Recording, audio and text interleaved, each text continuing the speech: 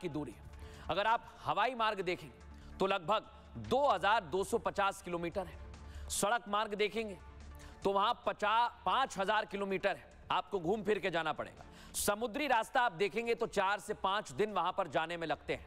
लेकिन दर्शकों सोचिए, इसी देश में रहने वाले लोग किसी और देश के गुणगान कहेंगे तो फिर क्या कहा जाएगा। इसलिए कह रहे हैं कट्टरपंथियों ने इटली को जकड़ लिया है। देखिए रिपोर्ट।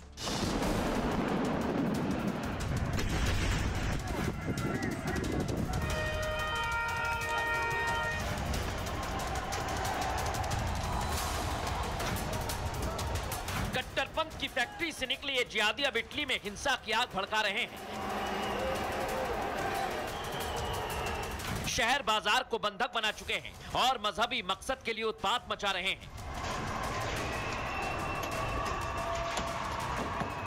इस भीड़ में दिखने वालों की सिर्फ एक ही मंशा है, हिंसा, बवाल और आगजनी।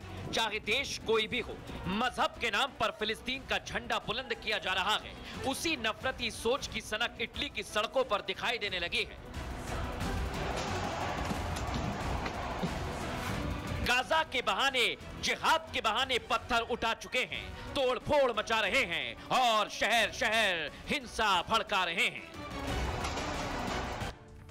अब दर्शकों मैं आपको बताता हूं कि भारत में तो हिंसा भड़काई जा रही थी, लेकिन इटली में कैसा इनका प्लान है, आइए जरा दिखा देता हूं। यह इटली में मेलोनी के खिलाफ प्रदर्शन किया जा रहा है। अब इटली इस्लामिक कट्टरपंथियों के निशाने पर आ गया है। इटली के तमाम शहरों में नफरती गैंग सड़कों पर आ गए हैं। इन कट्टरपंथियों का मकसद बेहद खतरनाक है दर्शकों। जिहादी चाहते हैं कि इटली जैसा मुल्क भी गाजा बन जाए, सिर्फ इसलिए कि इटली फिलिस्तीन के समर्थन में नहीं है। जिसके बाद काले कपड़े पहनकर प्रदर्शनकारियों ने हिंसा की। देख रहे हैं आप इन्हें। पुलिस पर प्रदर्शनकारी स्मोक बम और पत्थर फेंकते हैं। प्रदर्शनकारियों ने कई जगह पर आगजनी की है, तोड़फोड़ की है, सरकारी इमारतों और सरकारी सामानों को नुकसान पहुंचाया है।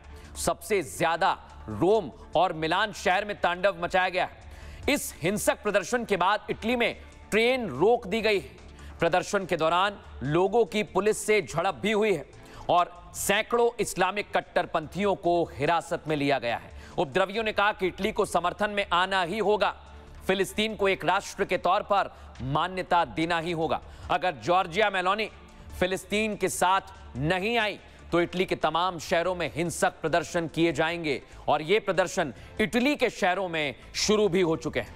लेकिन दर्शकों आप सोचिए जरा, कैसे कट्टरपंथियों के टारगेट पर प्रधानमंत्री नरेंद्र मोदी हैं और जॉर्जिया मेलोनी है। आइए जरा आपको दिखाता हूं। ये आप देखिए, इधर भारत से इटली तक कट्टरपंथियों ने बवाल मचा रखा है।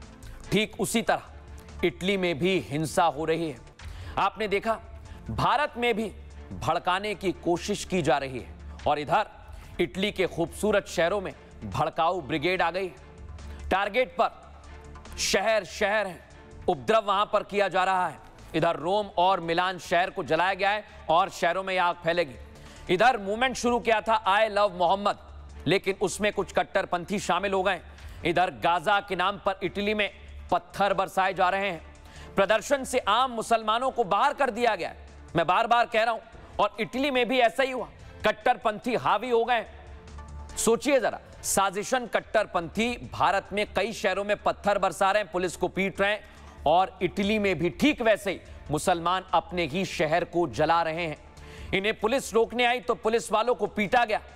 इटली में पुलिस और सेना सड़कों पर आई तो उन पर पत्थर बरसा दिए गए। आप सोचिए, यह प्रदर्शन जबरदस्त किया जा रहा है, लेकिन क्या इसके लिए एक्सपर्ट कह रहे हैं, सुनवाता हूं आपको। जिस तरह से इटली या यूरोप के और कंट्रीज में प्रदर्शन हो रहे हैं, इंग्लैंड आपने देखा किस तरह से प्रभावित है, ये बताता है कि किस तरह से जो इस्लामिक फंडामेंटलिज्म है वो अपने पैर पसार रही है। और जिस तरह से इटली में प्रो पैलेस्टाइन रिप्रेजेंटेशन हो रहा है, जिस तरह से वो इज़राइल के खिलाफ मुजाहरे कर रहे हैं, यकीनन इज़राइल को युद्ध रोकना चाहिए और वहाँ के लोगों को इमदाद देनी चाहिए। लेकिन दहशतगर्दी जो तंजीमें हैं उनको भी चाहिए कि वो अपनी हरकतों से बाज आएँ, क्योंकि विश्व में विश्व शांति बहुत ज़रूरी है और इज़राइल एक ऐसा देश है वो तब तक नहीं मानेगा जब तक इनके जो रूट्स हैं उनको ख़त्म या कंटेन न कर दे। और यही चीज़ देखिए आप फ्रांस में भी देखने को मिल रही है। तो जिस तरह से ये रिलीजियस फंडामेंटलिज्म का मतलब फैलाव हो रहा है, ये विश्व के लिए एक बहुत ही चिंताजनक